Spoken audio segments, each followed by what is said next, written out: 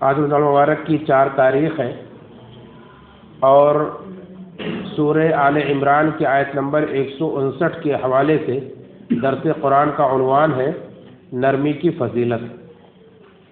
اللہ رب العالمین نے اس آیت کریمہ کے اندر فرمایا کہ اے نبی، اللہ کی رحمت سے آپ ان کے لیے نرم ہیں، اور اگر آپ بدخو ہوتے، سخت دل ہوتے تو آپ کے ارد گرد یہ لوگ چھٹ جاتے، یہ لوگ دور بھاگ جاتے۔ فاعف عنہم، تو آپ ان سے درگزر کیجئے، واستغفر لہم، اور ان کے لیے استغفار کیجئے، وشاورہم فی الامر، اور معاملات میں ان سے مشورہ کیجئے۔ پھر آپ کسی کام پر پختہ ارادہ کر لیں تو اللہ پر بھروسہ کیجئے، بے شک اللہ تعالیٰ توکل کرنے والوں پر، بھروسہ کرنے والوں کو پسند کرتا ہے۔ توکل کرنے والوں کو اللہ تعالیٰ پسند کرتا ہے، ان سے محبت کرتا ہے۔ یہ سورہ آل عمران کی آیت نمبر 159، جس میں اللہ رب العالمین نے نبی کریم صلی اللہ علیہ وسلم کی نرمی کا، آپ کے اخلاق کا ذکر کیا ہے کہ آپ اللہ کی رحمت سے ان کے لیے نرم ہیں۔ جیسے سورہ قلم کے اندر اللہ نے فرمایا وَإِنَّكَ لَعَلَىٰ خُلُقٍ عَظِيمٍ، بے شک آپ عظیم اخلاق پر ہیں، اخلاق کے عظیم مرتبے پر فائز ہیں۔ اور اللہ کے نبی صلی اللہ علیہ وسلم کو اللہ نے کہیں فرمایا وَمَا أَرْسَلْنَاكَ إِلَّا رَحْمَةً لِّلْعَالَمِينَ، ہم نے آپ کو سارے جہان والوں کے لیے رحمت بنا کر بھیجا ہے۔ تو اللہ کے نبی صلی اللہ علیہ وسلم کتنے نرم دل تھے، کتنے نرم کلام تھے، کتنے نرم دل کے مالک تھے، ہم اور آپ تصور نہیں کر سکتے۔ سب سے پہلی بات یہ جانیں کہ یہ نرم دل ہونا یہ اللہ رب العالمین کی رحمت، اللہ نے خود فرمایا فَبِمَا رَحْمَةٍ مِّنَ اللَّهِ، یہ اللہ کی رحمت سے ہے۔ اللہ کی رحمت آپ کے بھی شامل حال ہے کہ آپ اتنے نرم دل ہیں، اور یہ مومنوں پر بھی اللہ کی رحمت ہے کہ اللہ تعالیٰ نے مومنوں کو اتنا نرم دل نبی دیا ہے۔ تو دونوں کے لیے اللہ کی رحمت۔ جیسے ایک مرتبہ ایک صحابی غالباً اقرا بن حابس رضی اللہ تعالیٰ عنہ، جو دیہاتی صحابی تھے، اللہ کے نبی صلی اللہ علیہ وسلم کے پاس آئے، آپ کے پاس حسن یا حسین کوئی تو کھیل رہے تھے اور آپ انہیں چوم رہے تھے بار بار۔ تو انہوں نے کہا کہ اللہ کے نبی صلی اللہ علیہ وسلم آپ بچوں کو چومتے ہیں، حالانکہ میرے 10 بچے ہیں، میں نے کبھی کسی بچے کو نہیں چوما۔ تو اللہ کے وسلم نے یہ سن کر کے کہا کہ اگر اللہ نے کسی کے دل سے رحمت نکال لی ہو تو میں کیا کر سکتا ہوں؟ یعنی یہ اللہ کی رحمت ہے کہ آپ کے دل کے اندر نرمی ہے، آپ کو کسی پر پیار آتا ہے، آپ کسی کو چومتے ہیں۔ تو اللہ علیہ وسلم نے ایسے شخص کو جو اپنے بچوں کو نہیں چومتا، ان پر نرمی نہیں کرتا ہے، رحم نہیں کرتا ہے، کہا کہ اللہ نے آپ کے دل سے رحمت نکال لی ہے۔ تو یہ اللہ کی رحمت ہے کہ آپ نرم دل ہیں۔ اور کتنے رحم دل سے، کتنے نرم سے اللہ کے رسول صلی اللہ علیہ وسلم، اس کا اندازہ آپ اس واقعے سے لگائیے کہ اس آیت کی سورہ آل عمران کی آیت ہے، اس سے پہلے کی آیات میں غزوہ احد کا بیان ہے۔ غزوہ احد میں کیا ہوا تھا؟ اللہ کے نبی صلی اللہ علیہ وسلم نے جو پلاننگ کی تھی، جو مشورے سے فوج کو مرتب کیا تھا، ترتیب دیا تھا، ایک پہاڑی تھی، اس پر آپ نے 50 تیر اندازوں کو بٹھا دیا تھا اور کہا تھا کہ تم یہاں سے نہیں ہٹنا، چاہے ہم فتح یاب ہو، چاہے ہم شکست کے دوچار ہوں، لیکن تم کو یہ جگہ نہیں چھوڑنی۔ وہ 50 تیر انداز وہاں بیٹھے رہے، پوری جنگ ہوئی، اللہ کے وسلم جنگ جیت گئے، مشرکین بھاگنے لگے۔ اب یہاں سے یہ لوگ پہاڑی چھوڑ کے چلے گئے، جس کی بنا پر کیا ہوا تھا، کتنا نقصان ہوا تھا کہ جیتی ہوئی جنگ آپ ہار گئے۔ پہلا نقصان یہ ہوا تھا، 70 صحابہ شہید ہو گئے تھے، خود اللہ کے نبی صلی اللہ علیہ وسلم کے 4 دانت شہید ہو گئے، آپ کا چہرہ لہو لہان ہو گیا، زخمی ہو گیا۔ مشرکین نے آپ کو شہید کرنے کی پوری کوشش، پورا زور لگا دیا تھا، اور مسلمانوں کا یہ حال تھا کہ وہ میدان چھوڑ کر کے بھاگ کر مدینہ میں گھسنے لگے تھے، اتنا بڑا نقصان ہوا تھا۔ اب آپ تصور کریں کہ کوئی دنیا کا کمانڈر ہوتا تو ایسے موقع پر اپنے فوجیوں کے ساتھ کیا کرتا؟ کیا ان سے بات پوچھ نہیں کرتا جو پہاڑی چھوڑ کر چلے گئے تھے؟ کیا انہیں معاف کر دیتا جو میدان چھوڑ کر مدینہ بھاگ رہے تھے؟ اور جس کی وجہ سے جانوں کا نقصان ہوا تھا، صرف جیتی ہوئی جنگ نہیں ہارے تھے، 70 جانیں گئی تھی، اس بڑا نقصان اور کیا ہو سکتا ہے؟ لیکن قربان جائے اللہ علیہ وسلم کی نرمی پر کہ آپ نے کسی صحابی کو اف تک نہیں کہا۔ دنیا کا کوئی کمانڈر ہوتا تو انہیں قتل کروا دیتا، ایسے فوجیوں کو جو پہاڑی چھوڑ کر گئے تھے یا جو مدینہ بھاگ کر جا رہے تھے۔ دنیا کا کوئی دوسرا کمانڈر ہوتا تو اپنے فوجیوں کو بہت بڑی سزا دیتا، لیکن اللہ کے نبی صلی اللہ علیہ وسلم نے اس موقع پر اپنے کسی صحابہ کی کوئی سرزنش نہیں کی، اور اللہ رب العالمین نے خود ان صحابہ کو معاف کر دیا، ان کی غلطی کو معاف کر دیا۔ اور یہ اللہ کے رسول صلی اللہ علیہ وسلم کی نرمی کا ذکر کیا اللہ نے کہ اے اللہ کے وسلم آپ ان کے لیے اللہ کی رحمت سے نرم ہیں، اس سے بڑھ کر نرمی اور کیا ہو سکتی ہے؟ کہ آپ اللہ کی سیرت پڑھیں، غزوہ احد کی تاریخ آپ پڑھیں، کہیں آپ کو نہیں ملے گا کہ آپ نے کسی صحابی کو ڈانٹا اس موقع سے، کسی سے نہیں بات پرس کی، بس اللہ کی تقدیر میں تھا، ہو گیا۔ یہ کتنا بڑا صبر تھا، کتنی بڑی نرمی تھی۔ بہت ہی گردے کا کام ہے کہ ایسے موقع پر انسان صبر کر جائے، تھوڑا سا دنیا کا نقصان ہو جائے تو انسان آپ سے باہر ہو جاتا ہے۔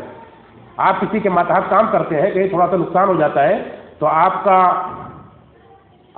باس، آپ کا جو ذمہ دار ہے وہ آپ سے باہر ہو جاتا ہے، لیکن اللہ کے نبی صلی اللہ علیہ وسلم نے اپنے صحابہ سے کچھ نہیں کہا۔ خود آپ زخمی ہو گئے، لہو لہان ہو گئے، آپ کے 4 دانت شہید ہو گئے، آپ کے بڑے بڑے صحابہ اس میں شہید ہو گئے، آپ کے چچا حضرت حمزہ رضی اللہ تعالیٰ عنہ جیسے صحابی اس میں شہید ہو گئے۔ تو اسی بات کا اللہ نے ذکر کیا ہے کہ اللہ کے وسلم آپ ان کے لیے اللہ کی رحمت سے نرم ہیں، اور آپ اگر سخت دل ہوتے، آپ بدخو ہوتے، تندخو ہوتے تو آپ کی ارد گرد جو صحابہ کا جرم اٹھا یہ نہیں رہتا، یہ بھاگ جاتے اور آپ دین کی دعوت کا کام نہیں کر پاتے۔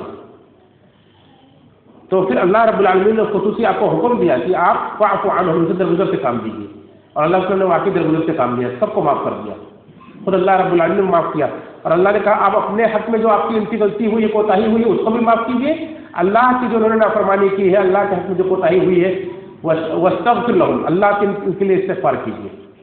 یعنی اللہ کے وسلم نے خود بھی معاف کر دیا، اللہ کو بھی استغفار کیا، اللہ کو بھی معاف کر دیں گے۔ وشاورہم فی الامر، اور ان سے جیسے آپ مشورہ لیتے تھے ویسے آپ مشورہ لیتے رہیے، یعنی ایسا نہیں کہ تم نے اتنی بڑی غلطی کی دوبارہ تم سے کوئی مشورہ نہیں لیا جائے گا۔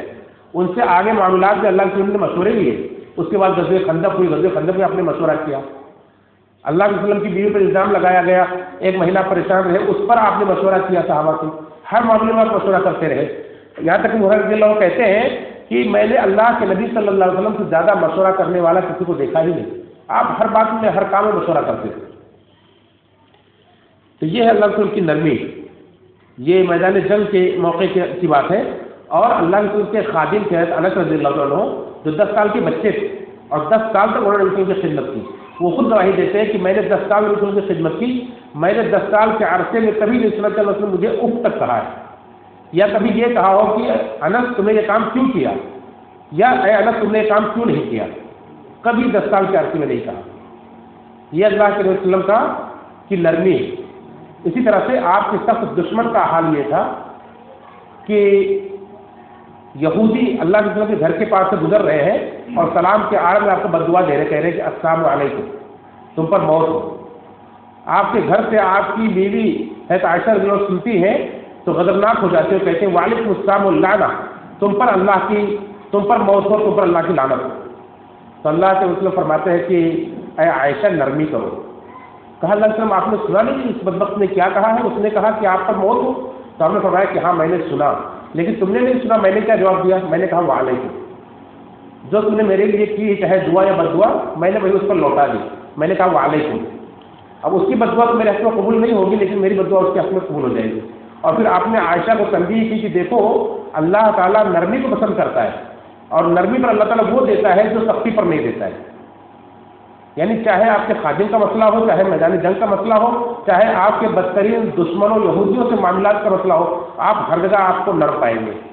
یہ اللہ کے رسول کی نرمی تھی۔ ایسے کتنے واقعات ہیں اللہ کے رسول کی زندگی کے کہ آپ انتہائی نرم تھے، یہ اللہ کی خصوصی رحمت تھی، اور آپ نے امت کو بھی نرمی کی تعلیم دی کہ نرمی اختیار کرو، نرمی جس چیز کے اندر ہوگی اس کو خوبصورت بنا دے گی، اور نرمی جس چیز سے نکال لی جائے گی اس کو بدصورت بنا دے گی۔ نرمی پر اللہ تعالیٰ وہ دے گا جو سختی پر نہیں دے گا۔ اس کے بعد کچھ اور باتیں ہیں جو مفسرین نے ان کی تشریح کی، میں ذرا مختصر طور پر آپ کے سامنے رکھ دیتا ہوں۔ جیسے ایک لفظ ہے وَكُنْتَ وَلَوْ كُنْتَ فَظًّا غَلِيظَ الْقَلْبِ، ایک لفظ فظ کے معنی ہوتے ہیں سخت کلام، یعنی ایسا سخت آدمی جس کی بات میں سختی ہو، ایسے آدمی کو کوئی پسند نہیں کرتا ہے جو سختی سے بات کرتا ہو۔ دوسرا لفظ ہے غلیظ القلب، سخت دل ہونا، ایک باتوں میں سختی ہونا، ایک دل کے اندر سختی ہونا، دونوں اللہ نے فرمایا کہ اگر آپ کے اندر یہ چیز ہوتی تو کیا ہوتا، لنفضوا من حولک، تو آپ کے ارد گرد سے صحابہ بھاگ جاتے۔ اور آپ دیکھیں گے کہ جو آدمی بہت سختی سے بات کرتا ہے یا جس آدمی کے دل کے اندر سختی ہوتی ہے، لوگ اس سے ٹکرا کے نکل جاتے ہیں، اور جو نرم مزاج آدمی ہوتا ہے لوگ اس سے گرد کھینچے ہوئے جاتے ہیں، لوگ اس سے ملنا پسند کرتے ہیں، اس سے بات کرنا پسند کرتے ہیں۔ تو اللہ نے اس بات کا ذکر کیا ہے کہ اگر آپ سخت دل ہوتے یا سخت خو ہوتے، سخت کلام ہوتے، تو تو آپ کے ارد گرد سے لوگ بھاگ جاتے. اس کے بعد اللہ نے آپ کو حکم دیا کہ آپ لوگوں کے لیے، ان کے لیے، صحابہ کرام کے لیے درگزر سے کام لیجیے، ان سے اللہ سے استغفار کیجیے ان کے لیے، وشاورہم فی الامر، اور ان کے لیے ان سے مشورہ کرتے رہیے. اس میں ایک بارک نکتہ ہے، آپ کا کوئی ماتحت یا آپ کا کوئی قریبی اگر کسی بات پر کوئی غلطی کر بیٹھے اور آپ بظاہر اس سے ناراض ہو جائے، اس کو لگے کہ سامنے والا ناراض ہے، تو آپ اس کی ناراضگی ختم کرنے کے لیے اگر کسی موقع پر کسی معاملے میں اس سے مشورہ طلب کر لیں تو ناراضگی ختم ہو جاتی ہے. اس کو لگے گا کہ نہیں اچھا آدمی ہے اور اس کے دل میں کوئی بات میرے لیے نہیں ہے. آپ تجربہ کر کے دیکھیں کہ کوئی آپ سے کسی ایسے آپ کی انبن ہو گئی اور آپ اس سے کہیں بھائی ذرا میرے فلاں معاملے میں ذرا مشورہ دیجیے، اس کے بارے میں آپ کی کیا رائے ہے، تو دیکھیں گے کہ اس کی ناراضگی ختم ہو جائے گی. یہ بہترین طریقہ جو اللہ رب العالمین نے ہمیں اور آپ کو سکھایا ہے نبی کریم صلی اللہ علیہ وسلم کے حوالے سے، اور اللہ کے اس میں مشورہ کرتے تھے. اور اس میں بہت سارے مفسرین نے بہت ساری بہترین تفسیر کی ہے کہ اسلام کا جو مزاج ہے وہ شورائیت کا ہے. آج جو جمہوریت چل رہی ہے، اسلام کا مزاج یہ نہیں ہے کہ ہر ایرے گہرے کی رائے لی جائے اور ہر کسی کو موقع دیا جائے کہ وہ اپنا ووٹ ڈالے اور ووٹ ڈال کر کے چاہے وہ سمجھدار ہو یا نہ سمجھدار ہو، جس کو چاہے چن کر کے لائے اور جو چاہے وہ فیصلے کرے. یہ اسلام کا طریقہ نہیں ہے. اسلام کا طریقہ یہ ہے کہ جو چیزیں منسوخ ہیں، قرآن و حدیث جن کے بارے میں واضح احکام دیتی ہیں، ان پر تو کسی کو مشورہ لیا نہیں جائے گا. جو چیزوں کے بارے میں واضح طور پر منسوخ نہیں ہے، جیسے انتظامی امور ہے، کوئی تدبیر کرنی ہے، کوئی معاملہ کرنا ہے کہ یہ کام کیسے کیا جائے، تو اس کے تعلق سے مشورہ لیا جائے گا. اور مشورہ ہر کسی سے نہیں لیا جائے گا. جو اہل علم ہوں گے، اہل دین ہوں گے، اہل رائے ہوں گے، ان سے مشورہ لیا جائے گا. جو دیندار طبقہ ہوگا، جو علم والا طبقہ ہوگا، جو دین کی سوجھ بوجھ اور شعور رکھتا ہوگا، اس سے مشورہ لیا جائے گا. جیسا کہ اس سلسلے میں امام شوکانی رحمۃ اللہ علیہ نے نقل کیا ہے کہ جو چیزیں منسوخ ان میں مشورہ نہیں کیا جائے گا، جو چیزیں نص سے قرآن حدیث سے ثابت نہیں ہیں ان میں مشورہ کیا جائے گا، جیسے تدبیر وغیرہ کے معاملے میں. اور امام قرطبی رحمۃ اللہ علیہ نے ابن عطیہ کا قول نقل کیا ہے کہ اہل علم کے درمیان اس بات میں کوئی اختلاف نہیں ہے کہ جو حاکم اہل علم سے، اہل دین سے مشورہ نہیں کرتا اسے معزول کر دینا واجب ہے. یعنی ایسے حاکم کو چاہیے معزول کر دیا جائے جو مشورہ نہیں کرتا ہے. اسی طرح ایک آخری جو لفظ ہے فَإِذَا عَزَمْتَ فَتَوَكَّلْ عَلَى اللَّهِ، مشورہ کرنے کے بعد آپ کسی کام کا پختہ ارادہ کر لیں تو بھروسہ اللہ پر کریں. یعنی مشورہ کرنے کے بعد جو امیر ہوگا، حاکم ہوگا، اس کی رائے حتمی رائے ہوگی، وہ فیصلہ کرے گا کس کی مشورہ لیا جائے، کس کا نہ لیا جائے. مشورہ سب سے لیا جائے گا، آخری فیصلہ اس کا ہوگا، اور فیصلہ لینے کے بعد بھروسہ اللہ پر ہوگا، توکل اللہ پر ہوگا. یہ نہیں کہ اس نے سارے ہم نے اسباب اختیار کر لیے اب کامیابی پکی ہے، بھروسہ اللہ پر ہوگا. یہاں ایک نقطہ بیان کیا مفسرین نے، امام فخر الدین رازی رحمۃ اللہ نے کہا توکل کا یہ مفہوم ہرگز نہیں ہے کہ آدمی اپنے آپ کو بالکل بیکار سمجھے، بالکل محمل سمجھے اور کہے کہ بس میرا اللہ پر بھروسہ ہے، بلکہ سارے اسباب اختیار کرے. جیسے دیکھیں اللہ نے کہا مشورہ کرو، پھر اس کے بعد جب معاملہ پختہ ہو جائے تو بھروسہ اللہ پر کرو. یعنی اسباب اختیار کرو پھر بھروسہ اللہ پر کرو. اگر اسباب اختیار کرنا کہتے ہیں کہ یہ بھروسے کے توقع کے خلاف ہوتا تو اللہ تعالیٰ مشورہ کرنے کا حکم نہیں دیتا، بلکہ مشورہ کرنے کے بعد اللہ نے کہا کہ توکل اللہ پر کرو. کہتے ہیں کہ بغیر اسباب کو اختیار کیے صرف اللہ میں بھروسہ کرنا یہ جاہلوں کا خیال ہے اور یہ توکل نہیں ہے. توکل یہ ہے کہ ظاہری اسباب اختیار کیا جائے، اس کے بعد بھروسہ اللہ پر کیا جائے. اللہ رب العزت سے دعا ہے رب العالمین ہم سب کو صحیح معنوں میں قرآن و حدیث کی پیروی کرنے والا بنائے اور ہمیں نرمی اختیار کرنے والا بنائے. آمین تقبل یا رب العالمین.